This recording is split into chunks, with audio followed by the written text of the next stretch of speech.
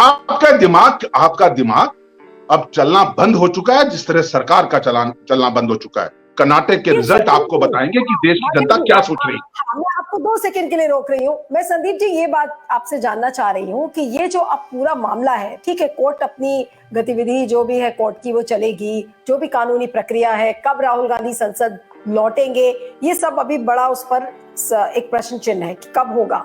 लेकिन मुझे ये बताइए कि जो पूरी लड़ाई है इस समय अब राहुल बनाम मोदी की हो गई है, और आप लोगों ने राहुल गांधी को पप्पू इतने सालों से साबित किया, लेकिन जो 5-6 महीने में और 5-6 महीने में जो राहुल गांधी की छवि जो जिस तरीके से बदली है और जिस तरीके से वो आक्रामक होते हुए नजर आ रहे हैं, ये क्या जो आप एक फ्रेंडली मैच चाह रहे थे और आप बीजेपी की तरफ से ये पहल की जा रही थी कि इस पूरी 2024 की लड़ाई को राहुल बनाम मोदी कर दो, जिसमें कि राहुल कमजोर साबित होंगे, अब ये जो आपकी मंशा है ये गलत साबित हो रही है, अब राहुल मोदी पर हावी होते हुए नजर आ रहे हैं, तो ये चीज क्या बीजेपी को महंगी नहीं पड़ जाएगी और बीजेपी को रिकैलिब्रेट नहीं करना चाहिए अपना अगला मूव? जी देखिए नीलू जी, बहुत सिंपल सी बात मैं आपको बताऊं, यही कांग्रेसी थे जो 6 महीने पहले अंबानी और अदानी की बात करते थे। अब अंबानी ने कुछ टुकड़े इनके पास फेंक दिए तो अंबानी से खुश हैं, अंबानी और मोदी का कोई कनेक्शन नहीं है, सिर्फ अदानी का बचा है, क्योंकि अदानी से भी इन्हें कुछ चुनाव के लिए टुकड़े चाहिए। अब अदानी ने दे नहीं रहा है, भाई सीधी सी बात, बिजनेसमैन है, बिजनेस वहां ट्रम्प कार्ड खेलेगा जहां उसको समझ में आएगा।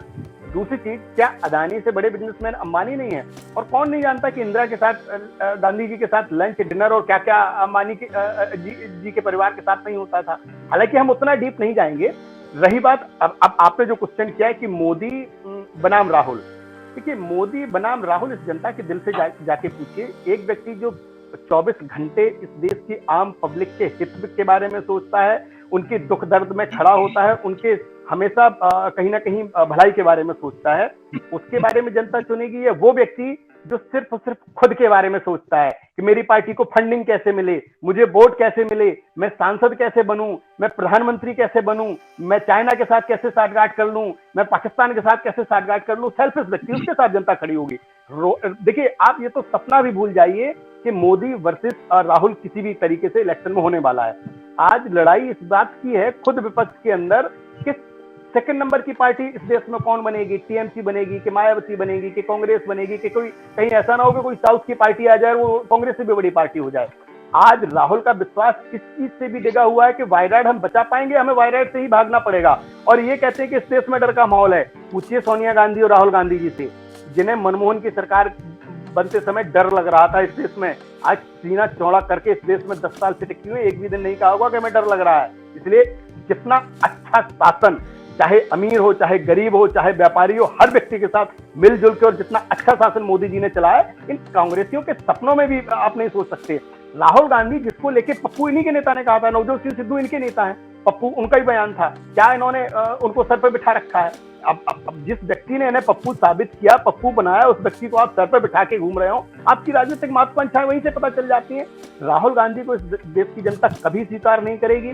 उसकी नजर में राहुल गांधी आज भी एक बच्चे हैं, और मैं व्यक्तिगत तौर पर कहूंगा कि राहुल गांधी बहुत अच्छे व्यक्ति हैं, लेकिन उनको नेता बना के कहीं ना कहीं उनके व्यक्तित्व की हत्या कर रही है कांग्रेस। चलिए ठीक है, वो तो बीजेपी का व्यू है, अब उस पर मैं क्या बोलूं। लेकिन बाटे साहब अंत में एक टिप्पणी आपसे बस चाहूंगी कि जो बात संदीप जी ने कही है उसको रिस्पांस उसका दे दीजिए, और बहुत संक्षेप में सर। हाँ बोलिए।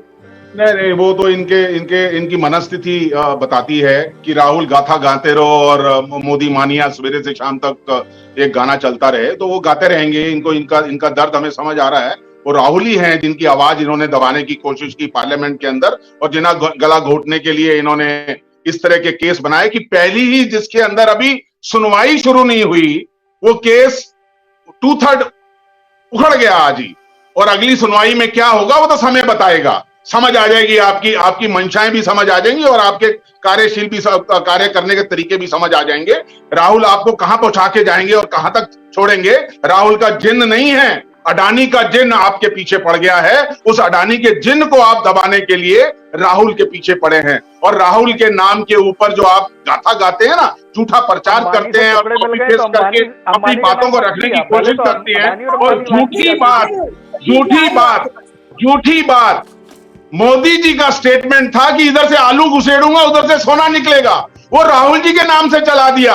इससे बड़ा झूठ इस सरकार का नहीं हो सकता। इससे बड़ा कॉपी पेस्ट आप नहीं कर सकते। आपके जो नुमाइंदे आपने बिठा रखे हैं झूठा प्रचार करने के लिए, इसीलिए आपने मीडिया का गला घोट दिया। ये तो मैं सैल्यूट करता हूं नीलू जी को, जो आप आज यूट्यूब चैनल के ऊपर वो एक वक्ता के रूप में बनी हुई है और अपनी आवाज भी सुनाना चाहती हैं और बात बताना चाहती है जनता को। बाकी मीडिया का हाल आपने क्या कर रखा है? आप क्या किसकी बात कर रहे हैं? मैं उन्हीं के बीच में रहता हूं। एक एक व्यक्ति से बात करिए। गले घोटू आपने हथियार उनके ऊपर छोड़ रहे हैं। एक लाइन कहीं लिखी जाती है, आपके घर से फोन चला जाता है। इसको संभालिए, या इस पत्रकार को निकाल दीजिए। आप बात करते हैं मीडिया की, आप बात करते हैं कोई आदमी अपनी आवाज उठाता है तो पहले इनकम टैक्स, उसके बाद ईडी, उसके बाद सीबीआई, और उसके बाद उसके वो भी काम नहीं होता तो सेडिएशन के केसेस। ये कौन सी सरकार है? और एक बात बहुत स्पष्ट है, जो गला घोटने की सरकार होती है ना, उसको शासन करना नहीं आता। वो सिर्फ डंडा जब तक चलता है तभी तक चला सकती है। जिस दिन इस देश की जनता का डंडा चला तो नाम लेने वाला नहीं वाले वक्त के अंदर ये जो गाथा, आप झूठी गाथा। हाँ, आपका सिग्नल टूट रहा है भाटिया जी। मैं अब अंतिम कमेंट के लिए संदीप जी के पास आऊंगी। संदीप जी, क्या कहेंगे? क्या मोदी जी को डर नहीं लग रहा है? कई लोग बीजेपी के नेता ऐसा बोलने लगे हैं कि बीजेपी के अंदर इस तरीके की बातें हो रही हैं कि जो राहुल गांधी के साथ हुआ है वो गलत हुआ है। कहीं ना कहीं तो ये रियलाइजेशन बीजेपी के अंदर भी है, भले ही इसको कोई खुल के ना बोले। ये चीज बैकफायर कर सकती है बीजेपी के लिए। नीलू जी, सत्य संवैधानिक व्यवस्थाओं के तहत जो निर्णय दिया गया होता है, सत्य के साथ खड़ा होना उसी को कहते हैं, न कि संवैधानिक परंपराओं के तहत दिए गए किसी निर्णय के विपक्ष में जाके नुराकसी और राजनीति करना। मैं फिर कहूंगा कि बीजेपी का कोई नेता इस चीज से सहमत नहीं करेगा कि कोर्ट ने जो निर्णय दिया है किसी भी तरह का गलत दिया। ये सिर्फ कांग्रेस और मोदी विरोधी हैं, जो अगर सुप्रीम कोर्ट भी कह दे कि भाई ये चीज नहीं थी और उसके ऊपर डॉक्यूमेंट्री बन जाए तो वो इस देश में क्यों नहीं चल रही। अरे भाई, आप कहीं ना कहीं कोर्ट के अगेंस्ट जाके किसी चीज को बनाएंगे क्या? कोर्ट ने जो कहा है आप उसको जितलाने की कोशिश करेंगे? ये सब नूरा है। जनता के हित की बात करिए। समय हो गया है। मैं अब ये कहना चाह रही हूँ कि कोर्ट की जो अगली सुनवाई है वो 13 अप्रैल को है। अगर लेकिन राहुल गांधी को कन्विक्शन के ऊपर स्टे मिल जाता है तो फिर उनकी सांसदी बहाल हो सकती है। अब क्या ये एक हियरिंग में होगा या इस पर 2-3 हियरिंग्स चलेंगी, उसके बाद कोर्ट ये फैसला सुनाएगा, ये देखने वाली बात होगी। लेकिन उम्मीद की किरण अभी राहुल गांधी के लिए बची हुई है कि अगर उनको स्टे ऑफ कन्विक्शन मिल जाता है, और अगर सेशंस कोर्ट से नहीं मिलेगा तो फिर वो हाई कोर्ट जाएंगे, हाई कोर्ट से नहीं मिला तो सुप्रीम कोर्ट। लेकिन ये लड़ाई कितनी लंबी होगी राहुल गांधी के लिए, ये देखने वाली चीज है। लेकिन क्या ये चीज बीजेपी के लिए बैकफायर करेगी पॉलिटिकली, ये एक बड़ा सवाल है। इस पर फीडबैक जरूर दीजिएगा।